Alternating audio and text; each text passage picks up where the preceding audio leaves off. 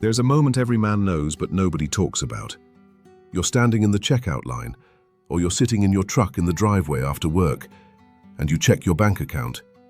And that number, whatever it is, it hits you somewhere deeper than your pocket.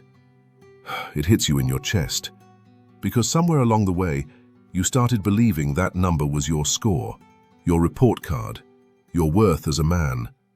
And when that number gets low, when the hours get cut, when the job disappears, when the bills stack up faster than you can knock them down, something inside you starts to shrink. You pull back from your family, you get quiet, you stop looking people in the eye, not because you did something wrong, but because you feel like you are something wrong. I want to talk to that man tonight. The one sitting in the quiet with a knot in his stomach, the one who feels like he's failing even though he's fighting harder than he ever has. Because here's the truth that nobody's handing you on a billboard. You are not your paycheck. You never were. That's a lie that got planted in you so early you thought it was a bone. You thought it was part of your skeleton. But it's not. It's a splinter. And we're going to pull it out, carefully, honestly, over the course of this conversation. We're not here to blow smoke. We're not here to tell you money doesn't matter, because it does. We're here to untangle your identity from your income so you can stand up straight no matter what your bank account says. If that sounds like something worth your time, if you're looking for solid ground, subscribe and stay with us. We're just getting started. Let's go back to the beginning. Not your beginning, further, generations back. Your grandfather probably never said, "I love you," out loud. But he showed it by putting food on the table, keeping the lights on and wearing the same boots until the sole fell off. That was the language. Providing was loving, earning was proving, and nobody ever sat him down and said, "Hey, you matter outside of what you produce." So that belief got handed down like an old wrench, father to son, generation to generation. You didn't choose it, you inherited it. And by the time you were 10 years old, you already understood the unspoken rules. A man earns, a man provides, and if he can't, he's less. Now layer that with what the culture throws at you. Every commercial, every movie, every social media post showing you some guy with a watch that costs more than your car. The message is constant and it's loud. Your value is tied to your output. You're only as good as your last deposit. And here's where it gets tricky. This isn't all poison. There's something noble in wanting to provide. There's something real and good in a man who works hard to take care of his people. That instinct isn't the problem. The problem is when it becomes the only pillar holding up your sense of self. Because a house built on one pillar isn't strong, it's fragile. One crack and the whole thing comes down. That's what we're dealing with here. Not bad men, not lazy men. Men who were handed a blueprint that was incomplete. A blueprint that said, build everything on this one column, and never mentioned the foundation underneath. So let's start talking about that foundation. There's a concept in psychology. Carl Jung called it the persona. It's the mask you wear for the world. And for most men, the provider mask is the first one we put on, and the last one we're willing to take off. Think about how you introduce yourself. 9 times out of 10, the first thing out of your mouth after your name is what you do for a living. Not what you believe in, not what you love, what you do. Because that's where you've stored your identity, in your job title, in your function. And behind that mask, there's a shadow. Jung talked about that too. The shadow is the part of you that you bury because it doesn't fit the image. For a lot of men, the shadow holds their fear, their softness, their doubt. The stuff that doesn't look good on a resume. When your income drops or your career stalls, that shadow doesn't stay buried. It starts leaking out. You get irritable, you withdraw. Maybe you lash out at the people closest to you, not because they did anything, but because the mask is cracking and you don't know who you are underneath it. This isn't weakness. This is what happens when a man's been running on one engine his whole life and that engine stalls. He doesn't have a backup because nobody told him he needed one. The provider trap isn't about being a provider, it's about being only a provider. It's about pouring every ounce of your identity into a role that the economy, your boss, or your health can take away from you overnight. And a man who only knows himself by his function doesn't lose a job. He loses himself. That's the trap. Now let's find the door. Here's what actually happens when the money dries up. And I mean what really happens, not what people see from the outside. First, there's the shock. The layoff, the cut hours, the business that didn't make it. Your brain goes into problem-solving mode. Okay, I'll figure this out. I always do. And that's fine. That's healthy. But then a week passes, then a month, and the problem isn't solved yet. And that's when the second thing shows up. Shame. Not guilt.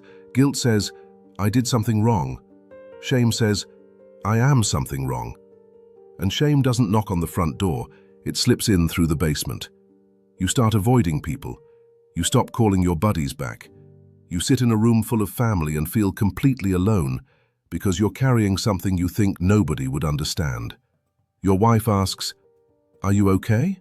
And you say, "I'm fine," because the truth feels like it would crush both of you.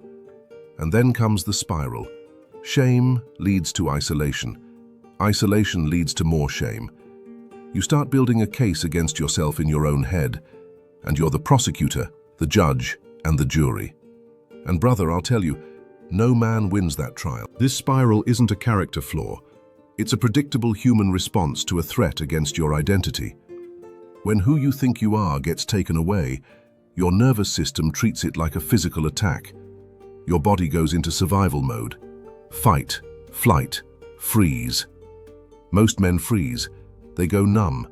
And from the outside, it looks like they don't care. But on the inside, they're drowning. If any of this sounds familiar, I need you to hear me. That spiral is not your home. It's a current, and currents can be swum out of. Stay with me. All right, here's where we start putting in the work. And the first piece of work is the hardest, because it's not something you do with your hands. It's something you do with your mind. You have to separate who you are from what you earn. I know that sounds simple on paper, but in practice, it's like pulling apart two pieces of wood that have been glued together for 30 years. It takes patience, and it's going to feel uncomfortable. Start here. Ask yourself a question, and be honest. If you woke up tomorrow and your bank account was full, magically, no strings, would you suddenly be a better man? Would you be more kind, more loyal, more honest? No. You'd be the same man with more money. Now flip it. If you woke up tomorrow and you had nothing, zero, would you suddenly be a coward? Would your word mean less? Would the way you love your kids change? No. You'd be the same man with less money. The money changes your circumstances. It doesn't change your substance. And your worth, your real worth, lives in your substance, not your circumstances. Here's a tool I want you to carry with you. Whenever that voice in your head says, "You're not enough because you can't afford this or that," I want you to ask it one question. Enough for what? And really push back on it.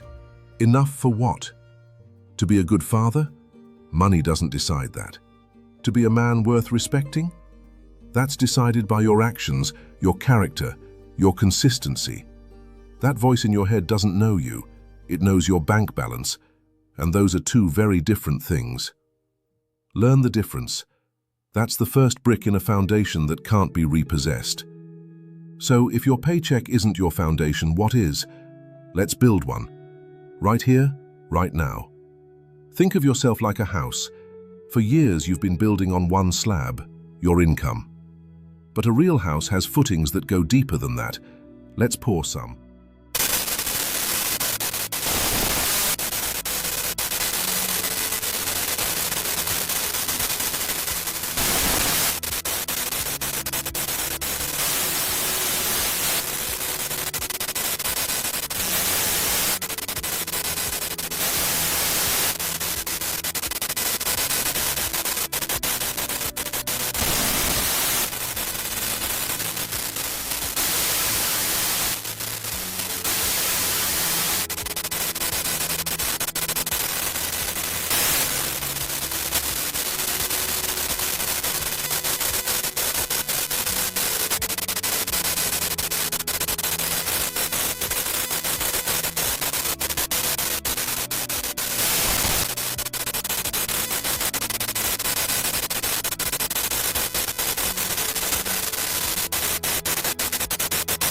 The fourth footing is service. Do something for someone else. Fix a neighbor's fence. Help a friend move. Volunteer somewhere. When you're pouring into others, that voice in your head that says, "You're useless," gets real quiet. Because you're proving it wrong with your hands. These four things, integrity, presence, discipline, service, they don't require a paycheck. They don't require a title. They require a decision. And that's the kind of foundation that doesn't crack when the market does. That's what you build on. Now let's talk brass tacks, because philosophy is important, but the light bill doesn't care about your mindset. Real life requires real moves. First, look at your situation with clear eyes. Not panic, not denial, clarity. Sit down and write out what's coming in and what's going out. Every dollar. I know it's uncomfortable. Looking at the numbers when they're bad feels like staring into a headlight. But you can't navigate what you won't face. A mechanic can't fix an engine he won't open the hood on. Second, cut without shame. There's no pride lost in cancelling a streaming service or eating simpler meals. Pride is in taking action, not in pretending everything's fine while you sink. Cutting expenses isn't failure, it's management. And good management is what separates the men who survive hard seasons from the ones who don't. Third, move your body. I'm serious. When money stress hits, your body floods with cortisol, adrenaline, the whole fight or flight cocktail. Exercise burns that off. Walk, do push-ups, chop wood, doesn't matter. Move. A man who moves his body keeps his mind from eating itself alive. Fourth, keep a schedule. Unemployment or underemployment can dissolve your days into a grey blur. Don't let it. Wake up at the same time, have a plan for the morning, apply for jobs, work on a skill, do something productive before noon. Structure is a lifeline when everything else feels chaotic. And fifth, swallow the hard pill and ask for help if you need it. That doesn't mean you're weak. That means you're smart enough to use every resource available. A good carpenter doesn't refuse a tool because he didn't make it himself. Lean times are a test, not of your worth, of your adaptability. Pass it by facing it. This one's going to sting a little, but we're past the point of comfort. We're building something here. If you've got a partner, a wife, a family, and you're carrying this weight in silence, you're making a mistake. I say that with love, but I say it straight. I know why you do it. You think you're protecting them. You think if you just hold it together long enough, you can fix it before anyone notices. But they already notice. They see you staring at the ceiling at 2 in the morning.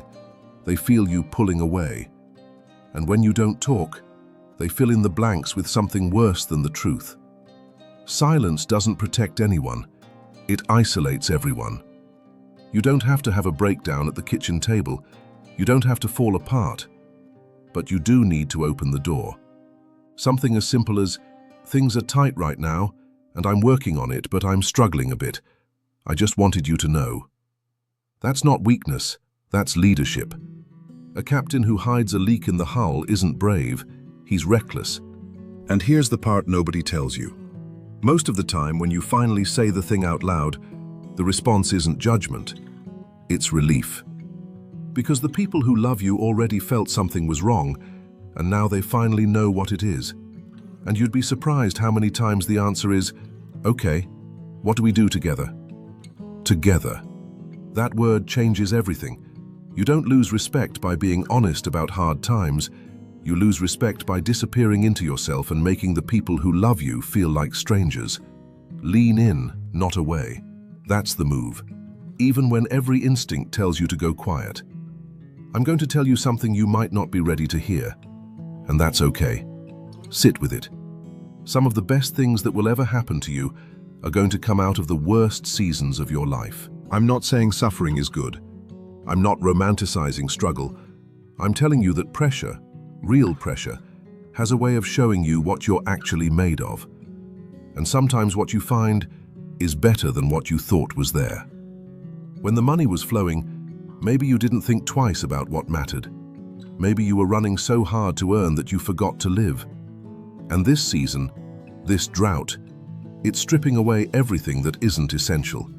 It's burning off the brush so you can finally see the ground underneath. Marcus Aurelius, a man who ruled an empire, wrote that the obstacle is the way. That the thing standing in your path isn't just a wall, it is the path. The struggle isn't a detour from your life, it is your life. And how you walk through it becomes the man you are on the other side. I've watched men come through financial ruin and build something more honest than what they had before. Not always richer, but deeper, more connected to their families, more grounded in what actually makes a day worth living. They stop chasing a number and start building a life. That's not guaranteed. It's not automatic. It takes the work we've been talking about, the mindset, the discipline, the honesty. But the raw material for a transformation is in your hands right now, disguised as the worst chapter of your story. Don't waste the fire, brother. Let it forge something. The man who walks out of this season stronger isn't lucky. He chose to learn. Let me close by talking to the man you're becoming. Not the man you were, not the man the world told you to be, the one you're building right now, in the middle of the mess. That man doesn't need a title to stand tall.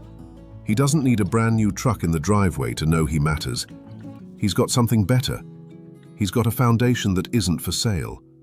Integrity that doesn't clock out. Presence that his kids will remember long after they've forgotten what was or wasn't under the Christmas tree. That man knows his worth isn't calculated in a bank. It's measured in the quiet moments, the hand on a shoulder, the promise kept, the day he got up when everything in him said, "Stay down." You're not behind. You're not broken. You're in the forge. And the forge is hot, and it's uncomfortable, and it doesn't make sense while you're in it.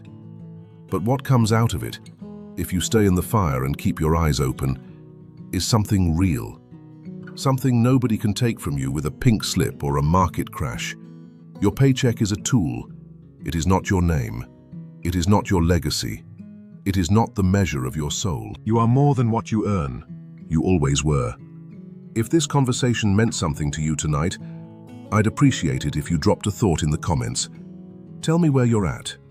No judgment here, just men being honest. And if you haven't already, subscribe to the channel. We're building something here, one honest conversation at a time. You don't have to walk this road alone. I'll see you in the next one. Take care of yourself, and I mean that.